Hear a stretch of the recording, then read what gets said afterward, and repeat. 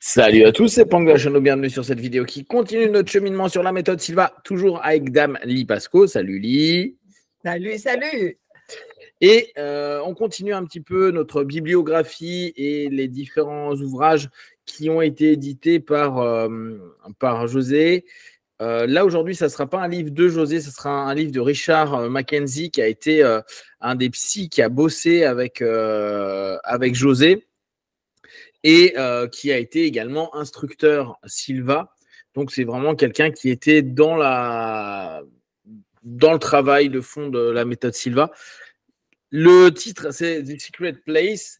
Vous allez voir, en fait, c'est un ouvrage tout court, mais il y a pas mal de petites infos. Alors là, pour vous mettre un petit peu en contexte, on a vraiment un psy qui a bossé avec la méthode Silva, pour la méthode Silva, avec José sur certains aspects, et qui en parle un petit peu de sa façon à lui, mais il ne parle pas spécifiquement de la méthode Silva, mais beaucoup d'éléments de la méthode Silva. Ce qu'il aime bien dans le principe, c'est le mind control, d'accord? C'est le fait de développer un travail de maîtrise de ses pensées, de son esprit, du monde objectif, du monde subjectif, et c'est autour de ça que ça tourne.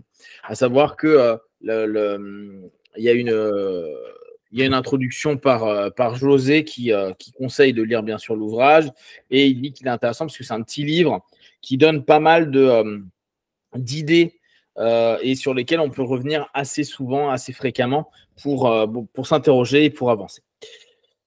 Alors, la première chose alors déjà pour bien vous présenter Mackenzie, c'est à la fin.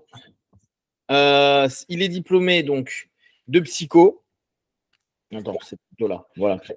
Il a eu Bachelor of Philosophy, il a eu un Master of Arts in Psychology. Donc, c'est quelqu'un qui a été pilote dans l'armée de l'air pendant la Deuxième Guerre mondiale. Et après, il a été psychologue au niveau de l'US Air Force. Bon, il a eu plein de. Comme les Américains, ils ont 10 millions d'éléments pour dire tous les diplômes qu'ils ont eus, donc ça, pas de souci. Il a développé des workshops au niveau du Silva Mind Control International en Arizona, donc il s'occupait de tout ce qui était au niveau de Phoenix, etc. Et depuis, il est devenu, au moment où il écrit cet ouvrage-là, il a été consultant où il exploite beaucoup la méthode Silva, mais je pense qu'à ce moment-là, il ne donnait plus des ateliers purement méthode Silva, mais semble-t-il, il donnait surtout des notions et des compréhensions de comment utiliser le mental pour s'améliorer dans son quotidien. Donc, la première chose que j'ai soulignée, c'est la pensée et les perceptions d'un psychologue clinique. C'est que nous devons faire attention dans la vie à traiter les choses qui ressemblent à des psychopathologies et au stress. Et que nous devons prendre particulièrement attention aux effets de la vie qui amènent du stress sur nous. Donc, il focalise vraiment, comme José, sur le principe de stress comme étant un des éléments déterminants du mal-être et du malaise des gens et qui peut emmener potentiellement dans des pathologies psychiques. Et ça, on le sait bien, hein, c'est les fameuses névroses qu'on va retrouver en psychologie. On est tous névrosés, on n'est pas tous psychotiques, bien heureusement, mais le stress, c'est quelque chose qui peut assez facilement nous entraîner dans des effets et des problématiques de vie assez fréquentes. Donc, ça donne un petit peu l'idée du bouquin, parce que on sent que lui, derrière, il a envie de partager sur une vision psycho. D'ailleurs, il va parler de subconscient, il va parler un peu d'hypnose, etc. Parce qu'il a vraiment cette dynamique-là. Alors, première chose que je trouve vraiment intéressant, c'est qu'il estime que le monde actuel, en tout cas, quand il a écrit l'ouvrage, c'est en 84, c'est une espèce de livre de recettes. Et que ça pose problème, c'est-à-dire qu'on dit tu fais ça 1, 2, 3, 4, que tu sois médecin, que tu sois, bon, médecin, l'exemple n'est pas bon, mais on va dire, un psy peut dire tu vas faire ça, sans forcément expliquer ce qu'il y a de façon sous-jacente. Il dit, donc notre monde, il s'est basé sur des codes, il s'est basé sur des prescriptions, et en gros, on ne veut pas que les personnes réfléchissent. Ils disent que, en gros, voilà, tout ce qui est proposé est fait de façon consciente et c'est l'état d'esprit, faites ce que je vous dis et ignorer complètement ou négliger l'une des plus grandes forces et d'un des plus grands dons de l'humain, c'est-à-dire ce qui se passe d'un point de vue subconscient. Et je trouve que c'est intéressant parce que lui, sa critique, là, vraiment là-dessus, c'est de dire, on te fait comprendre que tu dois faire une étape 1, 2, 3, 4, mais on ne t'explique pas l'élément sous-jacent, comment ça a fonctionné dans le subconscient. Or, là, si on reprend nous, avec ce qui nous intéresse, la méthode, dans la méthode, vous voyez que pendant les cours, constamment, on est en train d'expliquer le processus que vous allez utiliser. C'est répété à chaque fois dans les conditionnements et puis c'est répété pour que vous compreniez intellectuellement ce qui va se passer et ce que vous êtes en train d'utiliser. Et ça correspond encore plus avec nos podcasts avec Lee, où on tente de vous expliquer encore plus de façon claire ce qu'il peut y avoir derrière les techniques, la façon de fonctionner et comment c'est le processus qui nous intéresse et pas forcément la forme. Donc là, on revient sur quelque chose que Lee a souvent mis en avant, c'est vous n'avez pas besoin de faire forcément les recettes. Les recettes, c'est un côté conscient, parce que vous êtes au départ des débutants et vous êtes dans ce chemin-là, mais c'est tout l'apprentissage de ce que vous devez faire et pourquoi on le fait qui a du sens. Alors toi, qu'est-ce que tu en penses justement de ce principe de il y a beaucoup de recettes, et on pourrait dire même dans la méthode Silva au départ, tu as la recette de base, il faut que tu fasses tel ou tel rituel, entre guillemets, avant de te coucher pour telle chose. Et après, cette notion où on pose, c'est vraiment un élément d'apprentissage pour que les gens puissent comprendre l'élément sous-jacent, c'est-à-dire le côté plus profond, plus subjectif, plus alpha, plus subconscient de tout ça. Qu'est-ce que tu en penses de cette comparaison et cette idée qu'il donne? En fait, c'est surtout les techniques qu'on appelle formule type en 1.0, 1.2, 0.2 qui sont les recettes, quoi. Et effectivement, c'est vrai qu'on dit il faut faire comme ça au départ parce qu'on sait que ça marche. Mais il faut quand même comprendre que quand on dit que c'est une recette, il faut absolument faire comme ça. C'est simplement qu'on met en place un rituel qui va commencer à fonctionner jusqu'au point, en fait, où on n'a plus besoin de rituel. Et souvent, même les instructeurs, quelquefois, ils ne mettent pas beaucoup d'importance sur ça, que c'est pour nous donner la capacité d'améliorer notre vie.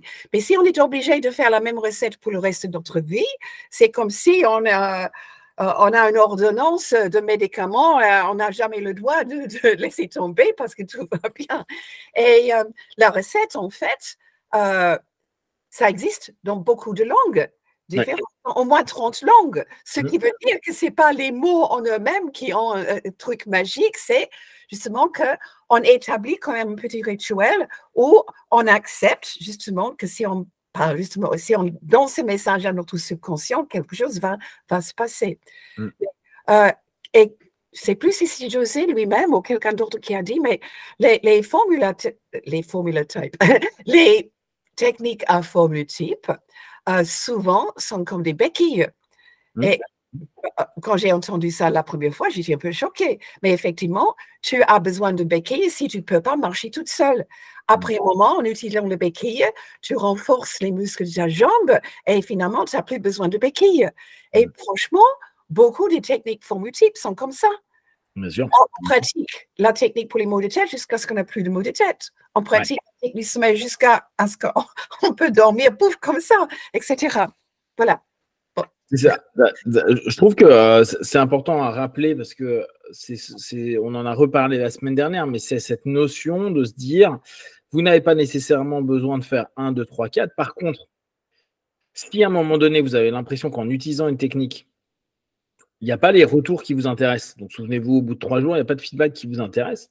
Vous prenez un moment pour voir si peut-être il y a quelque chose d'un point de vue purement technique qui est passé à l'as. Et c'est ce que fait Lee à chaque fois quand elle est pendant le cours, où les premiers jours, notamment pour le sommeil, elle demande alors qui est-ce qui a réussi à dormir cette nuit ou s'est réveillé sans le réveil, etc. Et que les personnes disent, ah bah moi ça a marché, ça n'a pas marché, et que souvent elle va dire, ok, mais tu as fait quoi exactement? Et elle va redemander un peu la formule type, donc la recette.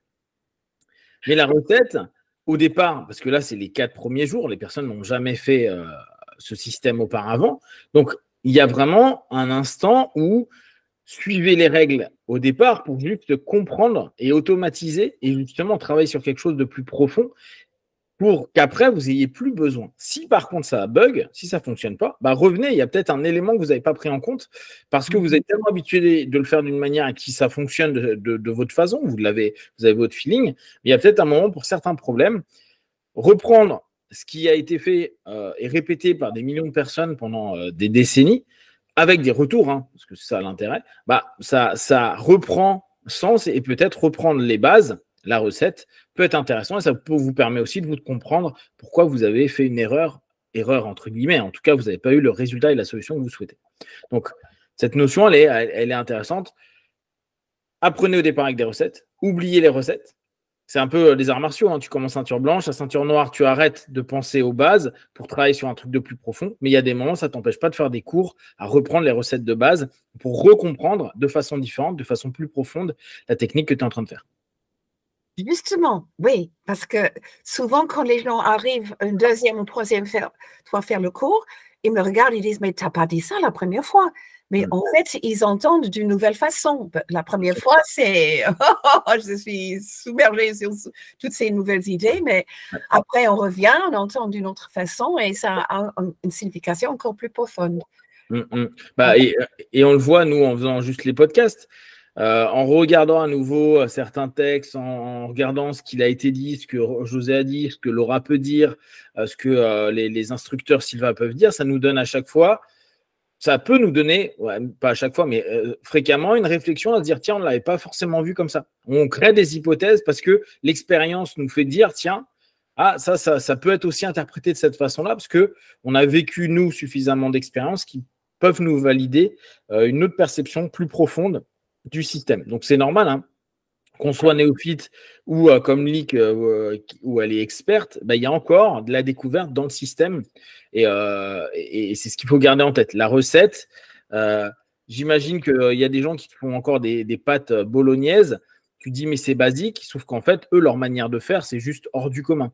Et parfois, ils vont dire, oui, non, mais j'ai repris la recette de base, j'y ai juste ajouté 2-3 petites choses. Ah ouais, mais ces 2-3 petites choses-là, c'est ce qui fait la spécificité et qui fait que c'est incroyable pour nous à ce moment donné. Donc, les bases, et après, dès que c'est intégré, laissez-le vivre, et dès que ça bloque un peu, retournez sur les bases. Et comme ça, il y a toujours un élément d'apprentissage parce que vous verrez d'une nouvelle façon ce que vous êtes en train de réapprendre ou redécouvrir. Alors, il parle de l'acte de création et dit qu'un des éléments les plus importants, c'est notre capacité créative. Et il revient à cet élément dont on parle souvent avec Lee et que José mettait en avant. Il y a un élément à prendre en compte, c'est que la création vient du plan mental et le monde est en fait un monde mental. Alors, on en a déjà parlé avec Lee.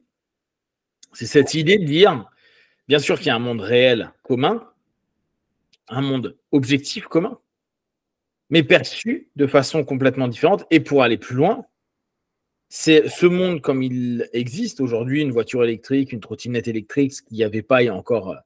voiture électrique, il y en avait il y a quelques années, mais trottinette électrique, il n'y en avait pas il y a 5 ans, 10 ans. Mais on n'y pensait même pas. Et c'est bien sorti de l'esprit de quelqu'un de se dire, tiens, trottinette plus électrique égale, je vais faire un truc qui fonctionne et on en a partout dans Paris aujourd'hui. Donc, le monde est un monde mental.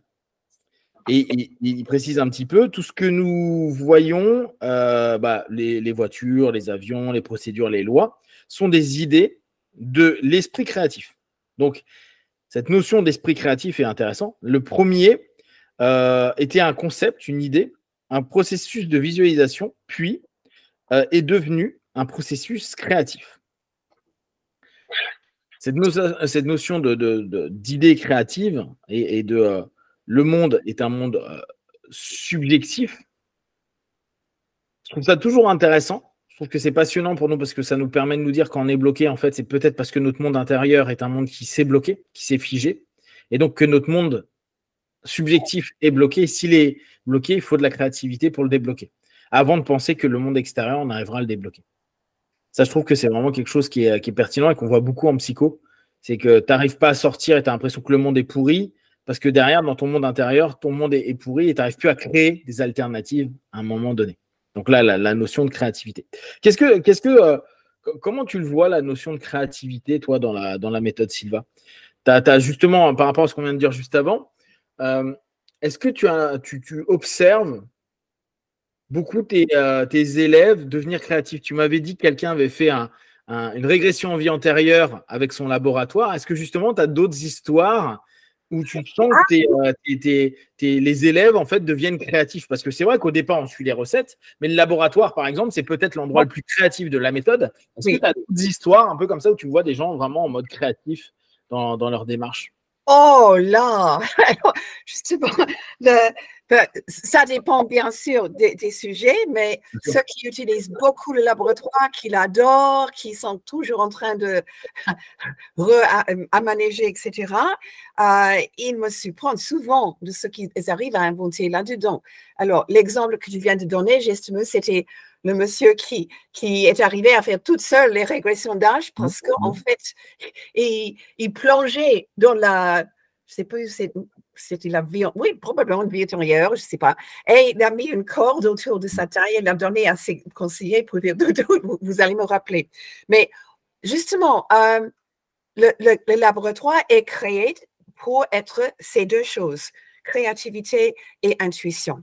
Et les deux, finalement, sont l'imagination, n'est-ce pas? Créativité, c'est imagination active et intuition, c'est imagination quand vous recevez comme ça. Donc, c'est un peu comme un supermind, c'est les deux aspects d'énergie de l'imagination. Mais alors, quoi d'autre? Alors, déjà, la forme du laboratoire en lui-même. Il y a des gens qui ont le laboratoire à l'intérieur d'un atome. Il y a d'autres qui ont dans un vaisseau spatial. Ils ont d'autres qui ont simplement modifié un tout petit peu le salle de séjour réel. La possibilité de conseiller aussi. Et ça, c'est juste la première création du laboratoire. Franchement, j'aimerais vraiment qu'on avait 1 heure de plus chaque cours après avoir fait le laboratoire pour qu'on discute ce qu'on a trouvé, ce que c'était, etc. Et puis, comment utiliser. Justement, toutes les techniques peuvent être utilisées au niveau du laboratoire si on veut. Quelqu'un, par exemple, qui a toujours un peu le problème de s'endormir peut mettre son lit, et ça aussi, c'est une idée d'un diplômé, dans le laboratoire et dormir au niveau du laboratoire. Et puis, des instruments pour nettoyer le corps, des opérations chirurgicales au niveau du laboratoire. Justement, tu connais ça, les opérations virtuelles comme l'anneau gastrique, mais on peut le faire avec ses conseillers dans le laboratoire. C'est soi-même. Donc, franchement, je ne sais pas où même commencer parce qu'il y a tellement de possibilités. Et je trouve vraiment dommage que les gens qui disent « Ah, j'utilise rarement mon laboratoire uniquement pour travailler les cas », mais en fait, il y a tellement de choses qu'on peut faire dedans. Si, par exemple, on veut écrire quelque chose, ça serait bien d'aller d'abord dans le laboratoire, écrire ça dans le laboratoire ou parler justement en grand écrivain ou un grand maître ou même un spécialiste en publicité, si c'est ça qu'on va faire, on peut faire dans le laboratoire. Donc, je sais pas le temps que je fasse. Mais tout ça, en fait, oui, ça c'est vraiment construit pour développer plus la créativité.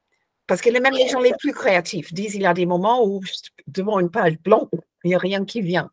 Mais là, le laboratoire aide justement à stimuler le meilleur de sa créativité. Je suis en train de regarder là par rapport aux résultats qu'on avait eu, tu sais, avec le sondage. Oui, oui. Je crois que je m'étais fait la remarque de me dire, tiens, il n'y a pas tant de personnes que ça qui exploitent beaucoup le laboratoire. Mais je crois qu'on en avait déjà parlé. Les 4 premières techniques préférées, non? Non. Je sais plus. Les 3 doigts. Et ça, je trouve normal parce que tout le monde peut. C'était la technique préférée ou la technique que tu en dis le plus. Et puis, il y avait si, tu as raison. En alpha Et puis, le laboratoire était ou le troisième ou le quatrième? Ouais, non, tu as raison, c'est le troisième. C'est le premier, c'est les 3 doigts. Le deuxième, c'est la relaxation. Troisième, c'est le laboratoire. Le quatrième, c'est le miroir de l'esprit. Et après, ça descend beaucoup, c'est intuition et communication subjective. Et justement, d'une part, j'étais surprise, parce que pour moi, le laboratoire, ce n'est pas une technique, c'est plutôt une ambiance, mais j'étais très, très heureuse aussi de voir effectivement que tellement de gens l'ont adapté à leurs besoins. C'est bien. Ouais, c'est bien. Tu vois, je ne sais pas pourquoi je l'avais mis de côté. Alors, attends. Tac, je te retrouve. On est là. OK. Alors, donc voilà, ouais, non, ce qui est important là pour rebondir là-dessus, n'hésitez pas à être créatif et c'est pas du tout, c'est pas un contresens par rapport à ce qu'on peut dire en classe, à vous dire ça se fait en petit 1, petit 2, petit 3, la recette. Une fois que vous êtes dans le process qui vous intéresse, type le laboratoire, type le miroir de l'esprit, là encore, c'est à vous de créer. Soyez créatif à ce moment-là. Et si vous avez l'impression que vous n'êtes pas créatif, faites très basique. Ce n'est pas un problème. Ramenez des éléments de l'objectif vers le subjectif. Il y a des moments où il n'y a pas besoin d'être ultra créatif. Vous prenez des choses que vous aimeriez qui se passent dans le réel objectif et vous le ramenez dans le réel subjectif et vous modifiez les aspects. Soyez créatif avec des choses toutes simples. En fait, il n'y a pas besoin d'avoir des méga idées nouvelles pour que ça puisse être dans le processus de création parce que on est bien dans cette idée-là. C'est parce que vous créez une idée, un concept, une solution dans le monde subjectif que vous tendez à le ramener dans le monde objectif et vous faites les efforts physiques et psychiques pour que ça devienne une réalité dans la notion physique. Oui, en fait, la créativité peut s'exprimer même dans les relations. Tu peux aller dans le laboratoire, parler à tes conseillers, dire, écoute, une certaine personne ne me comprend pas, on a fait un argument, qu'est-ce que je peux faire ou dire pour résoudre ça? Et on aura justement des idées, et des idées créatives, justement.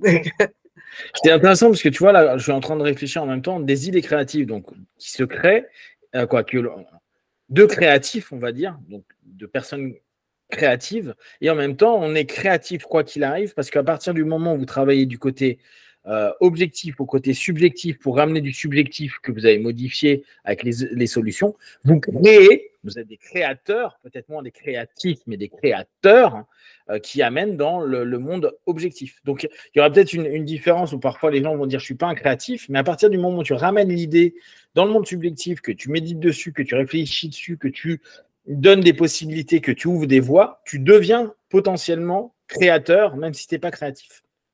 Ça te parle, toi, la différence en français entre créateur et créatif? Ah bon? Je ne sais pas. Mais pour moi, il ne faut pas penser que pour être créatif, il faut être artiste ou inventeur, par exemple.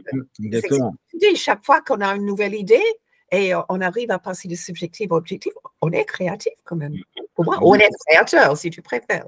Oui, c'est ça. Ouais. Non, mais après, c'est une petite ambiguïté de la langue française. Là, en français. Ouais. C'est une petite ambiguïté. OK. Là, il parle d'un élément qu'il appelle le rêve de séparation. Et il dit en fait qu'on a l'impression globalement qu'on est séparés les uns des autres, qu'on est séparés de plein de choses, alors qu'on est quand même très associé à des énergies, à plein d'éléments. Donc, il dit, même au plus profond de notre subconscient, nous pouvons avoir un rapport avec la connaissance et la vérité. Ouais. Et oui, d'accord. Oui, là, c'est la partie où il dit qu'il y a une séparation parfois entre notre conscient et notre subconscient. Donc, il dit, bien qu'on ait en gros des réponses dans notre subconscient, on est de temps à autre bien trop focalisé sur ce que le conscient va dire. Et le conscient, vu qu'il n'a pas l'ensemble des perceptions, il peut parfois aller dans le faux, ou en tout cas de ce qui n'est pas juste. Et pour lui, il y a une espèce de séparation qu'on peut faire à l'intérieur de nous entre le conscient et le subconscient, comme on a l'impression de faire entre nous et les autres, entre nous et l'univers, entre nous et Dieu, etc. etc. Et que cette notion-là est dommage parce que si on n'admet pas qu'on est uni, on est une entité unie, conscient, subconscient, bah, on perd une partie de l'information. Comme dire qu'on n'est pas connecté à l'énergie universelle, qu'on n'est pas connecté à l'intelligence universelle, comme dit José, etc., etc. Donc, cette notion de séparation, pour lui, est une illusion, mais c'est une illusion auquel on croit tellement qu'elle devient une réalité et on se sépare de choses. Donc, on est moins apte, si on reprend dans la sémantique Silva, à prendre de l'information et à récolter des éléments qui peuvent être intéressants. T'en penses quoi, toi, de cette idée-là de séparation et de problématique de séparation entre le conscient et le subconscient ou entre nous et les autres, etc., etc. On dirait qu'il a lu le cours miracle aussi, parce que là aussi, c'est fondamental justement que c'est pas que le monde soi-disant réel est illusoire, l'illusion, c'est que c'est séparé. Nous sommes séparés des autres, nous sommes séparés de notre conscience intérieure, nous sommes séparés subjectivement de objectivement, et effectivement, comment dire, enlightenment. Ouais, l'éveil. L'éveil, voilà. Donc ça, en fait, c'est de reconnaître que la séparation, c'est une illusion. Comme tu dis toujours, be one. Ouais, bah, exactement. C'est vraiment la notion de base, c'est-à-dire que on est un avec à peu près tout. C'est juste qu'à un moment donné, l'ego, nos pensées, nos peurs, nos stress font qu'on se sépare de plein de choses. Mais on le voit ne serait-ce qu'avec les neurones miroirs, on le voit avec les reflets empathiques qu'on a sur les gens. Comment se fait-il qu'on puisse avoir de l'empathie sur des gens ou même mimer des gens sans s'en rendre compte avec les neurones miroirs ou apprendre des choses en regardant des gens parce qu'à ce moment-là, on devient l'autre personne. On prend, on partage, comme la personne prend, partage des choses plus ou moins consciemment. Et cette séparation, elle est très, très illusoire. Même si on peut avoir l'impression que notre ego dit non, je suis unique. Donc, vu que je suis unique, non, je ne suis pas comme eux. Mais ce n'est pas parce que tu es un atome un peu différent que tu n'es pas associé aux autres atomes, tu vois. Donc, il y a un peu cette idée-là. Et ouais, c'est vrai que ça c'est intéressant à prendre en compte, cette notion ou cette recherche d'unité. Mais c'est marrant parce qu'enlightenment, donc, parce que nous, on parlerait. Alors, illumination, ce ne serait pas le bon terme, ce serait plutôt éveil.